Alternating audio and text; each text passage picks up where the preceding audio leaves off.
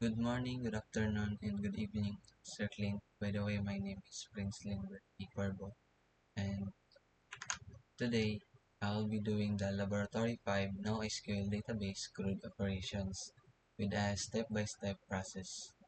So, the first task is task 1, create and read operations. So, ang first na kubuhaton is mag-create of database, then mag-create of collections, then mag-insert of documents.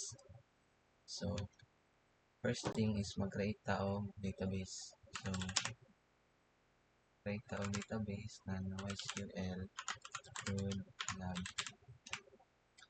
After mag-create ang database, is mag-create tao collections. So, db dot create collection. Then, ang name sa collection is students. So, after mag-create ang collections is mag-insert tao documents. So, at least 3 ka documents.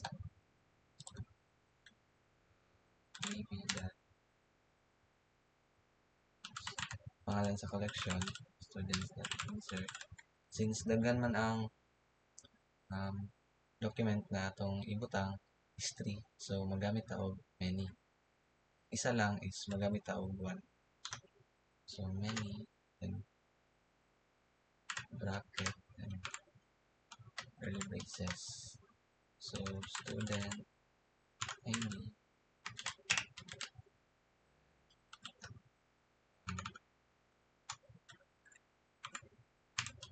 name,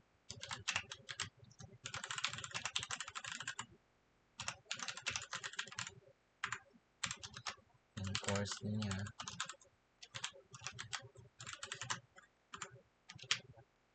then iyang year 11.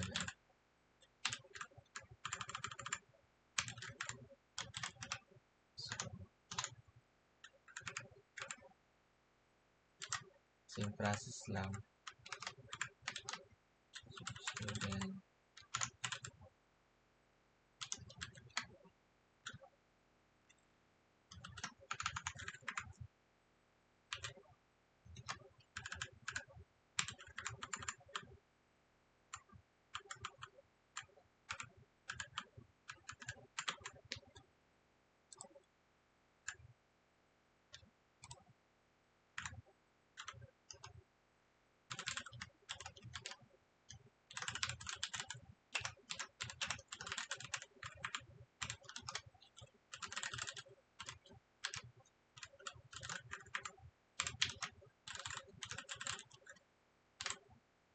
year 11.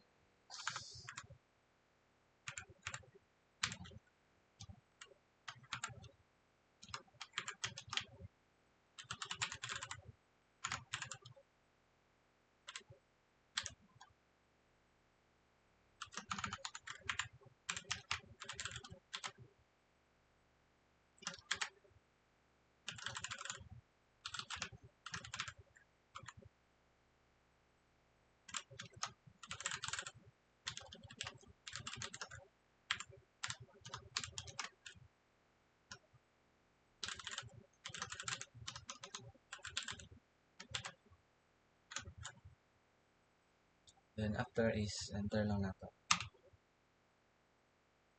Then na-create na ang document, so para ma-retrieve o ma-display ang mga documents, so gamit lang ta og command. So ang command is db dot pangalan sa collection, then find.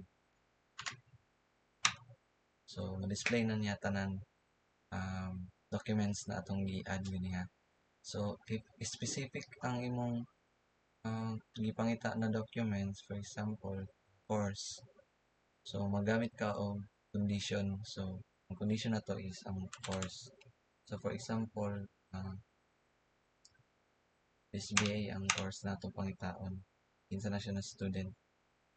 So magamit lang yung tawag db that pangalan sa collection, find, then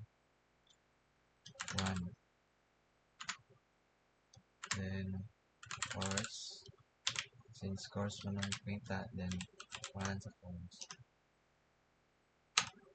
Then iyan ang i-display o i-retrieve ang document na yung gipangita based sa isa condition na course. Then for the task 2, the update operation, so mag-update ta og isa ka document. Then para ma-update magamit ta og update operators. So ang gamit nato is katong set. So ang i-update nato is ang year level sa ka student.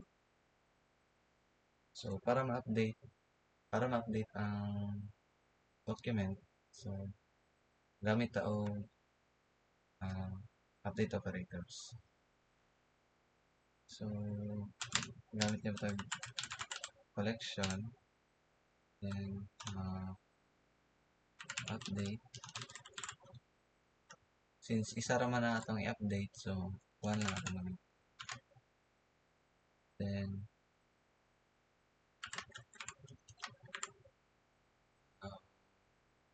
para ma-update na to ang student, so magamit ta og student ID niya.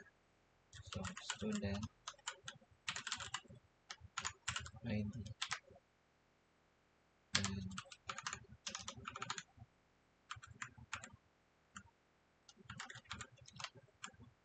Then ang gusto na to i-update sa iyaha is ang iyahang year level. So magamit ta og set na update operator.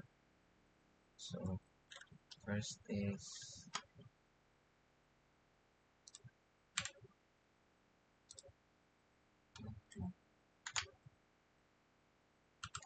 set, then year. Since year level man ang atong i-update, so year level po na itong ibutang. So ang buta na to nga year level sa iya is 1. So na-update na ang iyang year level. So para ma-verify na to nga na-update iyang year level, so magamit ako command na find.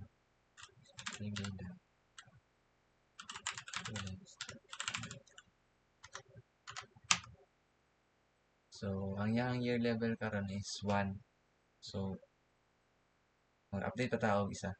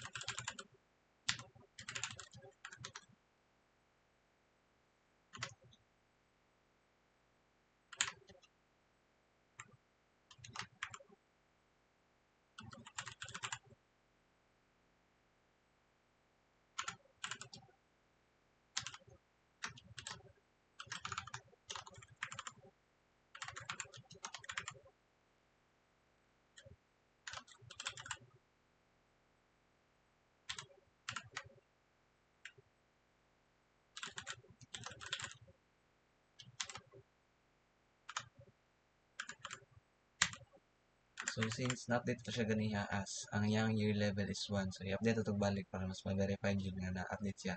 So 1 man niyang year level ganiha, so i-update na to siya sa year level na 2. So pag enter na to ni, then so dapat ang iyang year level ganiha is 1, dapat mahimo ng 2. So nag-success ang atong update na command. And for the last task is the delete operation. So mag-remove ta og isa ka document sa ato ang collection ng students. Then magamit ta og condition para maka-delete ta og students sa ato ang document. So para maka-delete ta og students is magamit ta og command na db tapos pangalan sa collection, then delete. So since isa lang man ka student ang atong i-delete, so 1 lang atong gamiton. Then condition niya, ma-delete na to na student is ang katong ka-third na student, so katong SO3.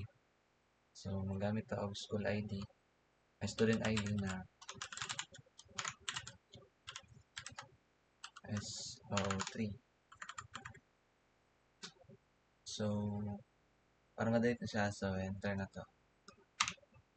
Then i-verify na to if na-delete ba gid ang students. So gamit na po tag students that time para ma-display tanan documents nato sa atong collection na students.